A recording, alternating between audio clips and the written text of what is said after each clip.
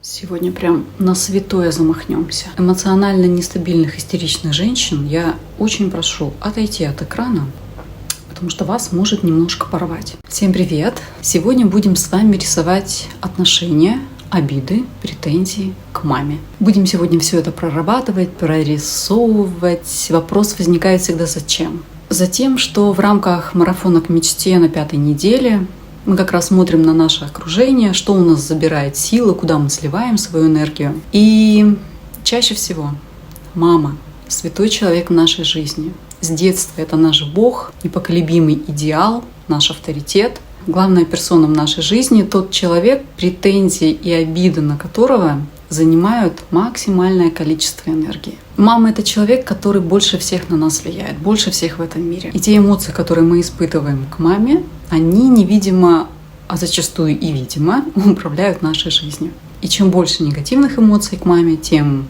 больше в нашей жизни все идет по звезде, по звездочке.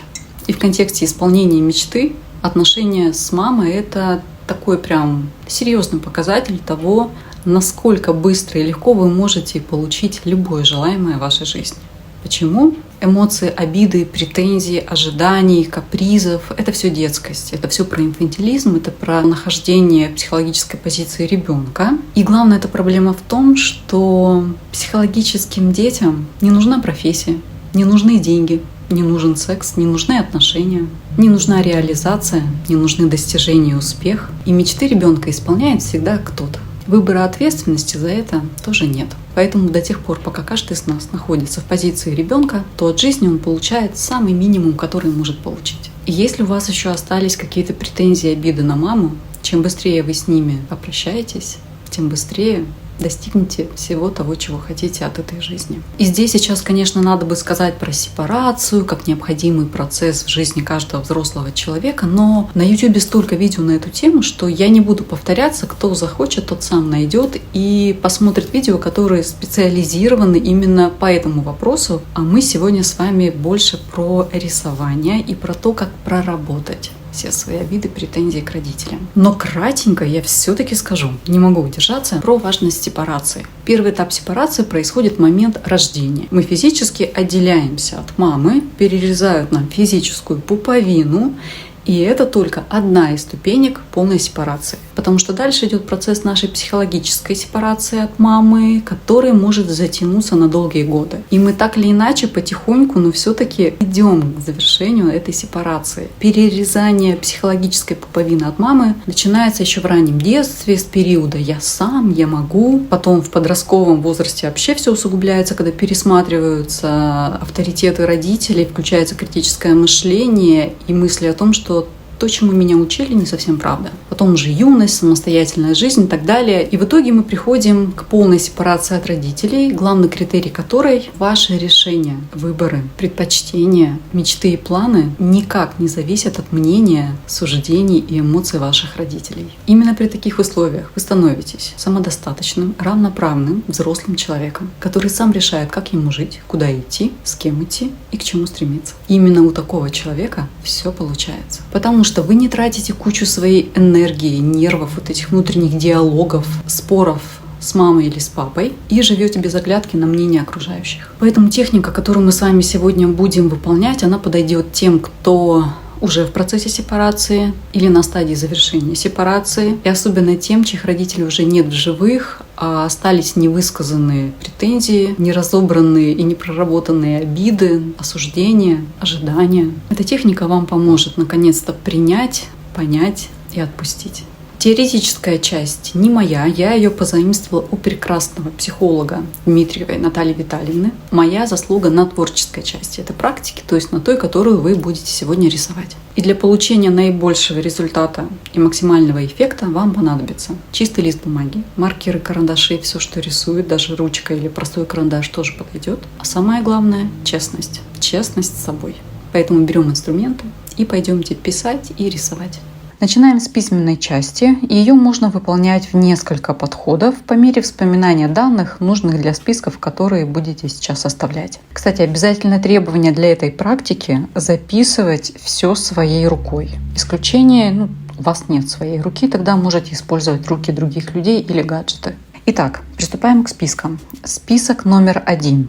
За что я обижаюсь на маму? И выписываете сюда все, что вспомните. Не стесняйтесь, ни в чем себя не ограничивайте. Все, что приходит, все выписываете по-честному. Все, что накопилось. Все, в чем, может быть, даже боялись себе признаться. Не хотели никому говорить, запишите. Просто никому не показывайте. После этого переходите к списку номер 2. Я никогда не буду такой, как мама. И выписываете сюда все то, какой вы точно никогда не будете. После чего переходите к списку номер 3. И здесь выписываете все, что соответствует, чем я похожа на маму. Похожесть на маму можно заполнить по 3 категориям. Первая – это внешность. Вторая – умения и навыки. Это все, чему научила мама, и вы этим до сих пор пользуетесь. От того, что варите борщ, как мама, например, до вождения машины. В общем, все, что вспоминается, все, что вы делаете, умеете и в быту, и вообще в жизни, как мама, все записывайте сюда. И третья категория – это стратегии и реакции. Здесь могут быть отношения с другими людьми, отношения с мужчинами, с деньгами, стратегии поведения в стрессовых ситуациях, воспитание детей, достижение целей, и тому подобное. И 4-й, последний список – это чем я отличаюсь от мамы. И сюда выписываете все то уникальное в вас, что вы от мамы никак не переняли, чему от нее не научились. Возможно, какие-то качества, которые вы намеренно, осознанно сами в себе воспитывали, развивали. И этот список тоже можно заполнить по тем же 3 категориям: внешность, умения и навыки, стратегии и реакции. Напоминаю, что работать с этими списками можно не за один присест, а растянуть на несколько дней. В общем, заполняйте по мере того, как приходит осознание, понимание, что именно записать в тот или иной список. Сильно, конечно, лучше не затягивать. Чем быстрее сделаете, тем лучше. После того, как списки готовы, можно переходить к нашей рисовальной части и выполнить арт-технику. Тема рисунка – «Отпускаю обиды на маму». И теперь начинаем рисовать. Визуально лист делим пополам. В левой части будем рисовать круг мамы, в правой части круг себя. Круг себя и мамы у нас будут разными цветами. Этот рисунок можно рисовать в 2 вариантах. Первый – рисунок нейрографики, когда вы проводите его по всем этапам базового алгоритма. Я буду рисовать просто как технику арт-коучинга, поэтому линий поля фиксации у меня не будет. Или будет. В общем, я посмотрю, но линии поля точно добавлять не стану. Выбираете цвет мамы, цвет себя. Круг мамы рисуем в левой части. И в правой части круг себя.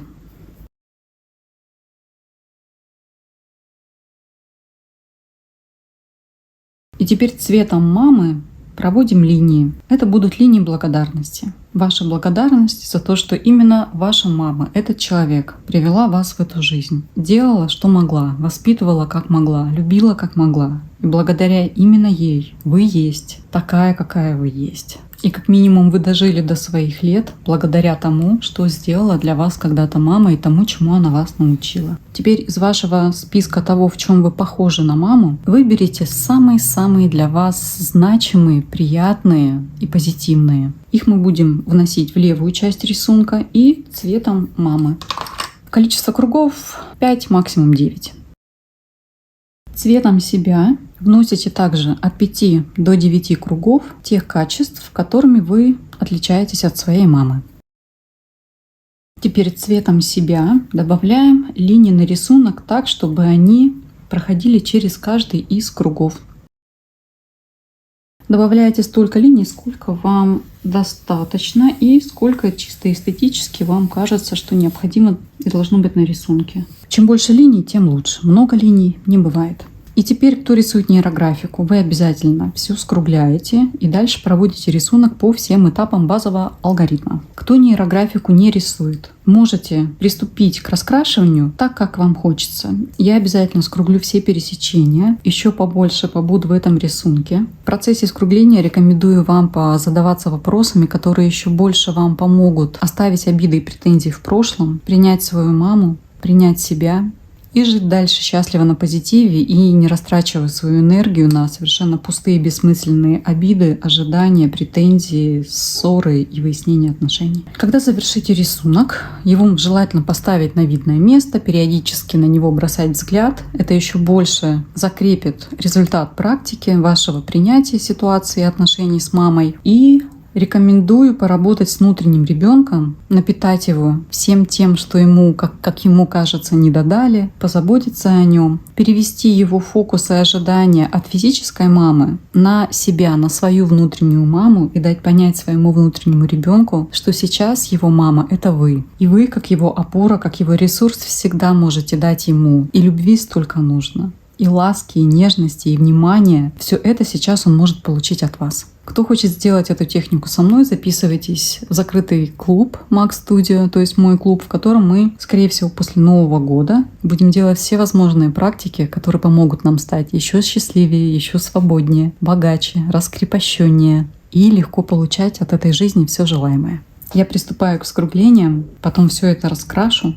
Снимать буду в ускоренном режиме, чтобы не затягивать это видео. Всем, кому понравилось, кто получил эффект, обязательно пишите в комментариях, ставьте лайки. Мне это будет приятно, это будет помогать развиваться моему каналу. Привлечет внимание еще большего количества людей, которым наверняка эта техника тоже поможет. А чем больше счастливых людей в этом мире, тем всем нам будет комфортнее и легче здесь жить, проявляться и получать удовольствие от каждого своего дня. Поэтому можете поделиться этим видео со всеми своими знакомыми, кому тоже будет интересна тема прощения, отпускания своих обид к маме. Кстати, этот же рисунок можно будет после нарисовать и на папу. Точно так же ответить на вопросы и точно так же прорисовать себя и папу на рисунке.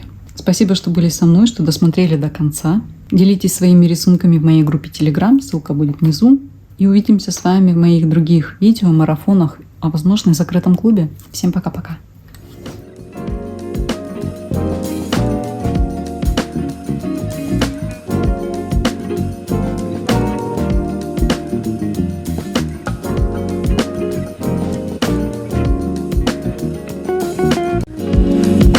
Try to hide the